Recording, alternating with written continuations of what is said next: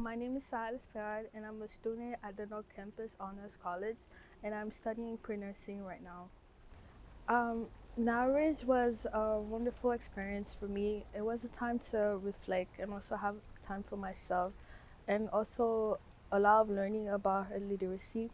What stood out to me the most when I was at Norwich was there was just a sense of community, cooperation, and cohabitation with the people there, and like I didn't know, like I just met the people like in less than 1 hour. I was able to connect with them, talk to them, and just be friendly.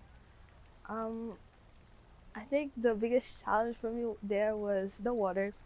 Like I live in Miami, so the water I consume is from water bottle I buy at Costco, for example.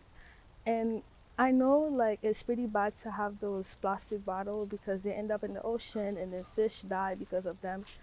But because of household issues and also a lot of missing knowledge in my household, I'm kind of stuck in consuming those water bottles. And also, I don't think the water in my zone is that great to consume. So when I was in Irish, they don't use water bottles, and then the water was from um I think spring water or like a fountain, like natural fountain. And then I didn't really like the taste that much, and I think drinking the water was a challenge for me, not because it was a fountain, but because I didn't open myself like to try it.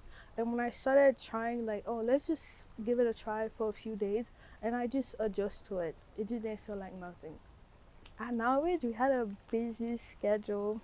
So in the morning, we will wake up like 7, and then we'll have a gratitude round where we each say what we're grateful for. And after that, we'll have breakfast made by wonderful Tina. And then after the breakfast, we have a art to art, which is like another round circle where we it start with a poem, and after the poem, we each say what we bring to the table, like emotions we feel, like what happened last night, how was your day, and stuff like that. And then after that, we'll have an activity like visiting the community, visiting Norwich, or gardening, and then we'll go back for lunch. And after lunch, we'll have time for ourselves. We'll have like a kind of like a 2 hours to ourselves, like in our secret spot. And after that, and after like around 6 or so, we have dinner. And after dinner, we have another activity like a potluck, like going hiking at night. And then at 11, we with the student there, we could be doing readings or drawings or talking to each other, playing games.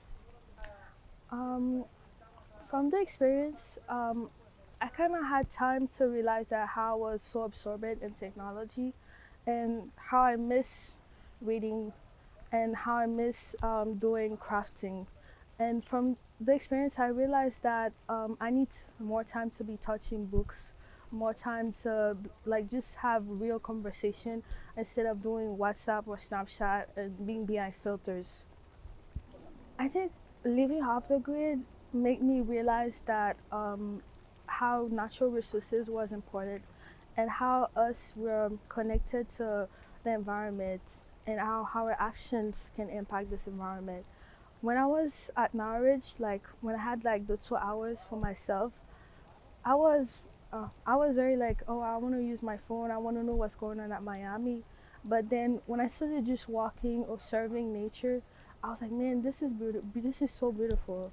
And then like any pictures on Instagram could not recreate perfectly what I was leaving, what I was seeing there. And then I had more time to just walk there, like pick up some flowers. I was breathing differently there. I was breathing differently, and I had also more time to be more fit. I was walking, I was doing hiking, even though I couldn't walk sometimes, but I just motivating myself to do it.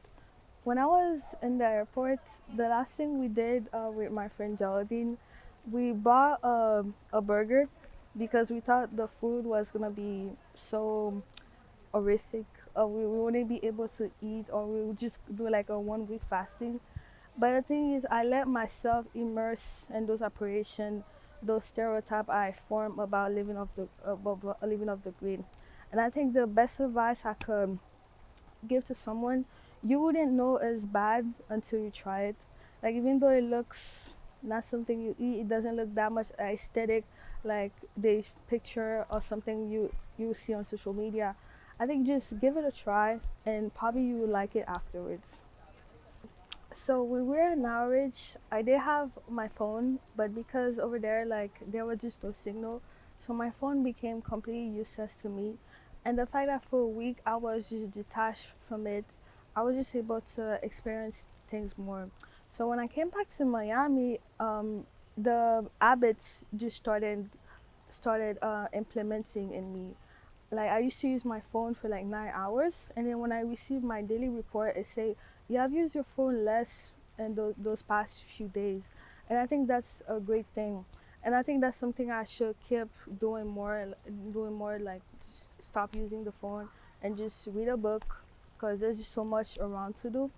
And I think one of the goals I think I want to implement, and I just started doing it this weekend. I want to start doing my own garden in my house, start planting my own vegetables, like the vegetable I could eat, just doing a change in my diet.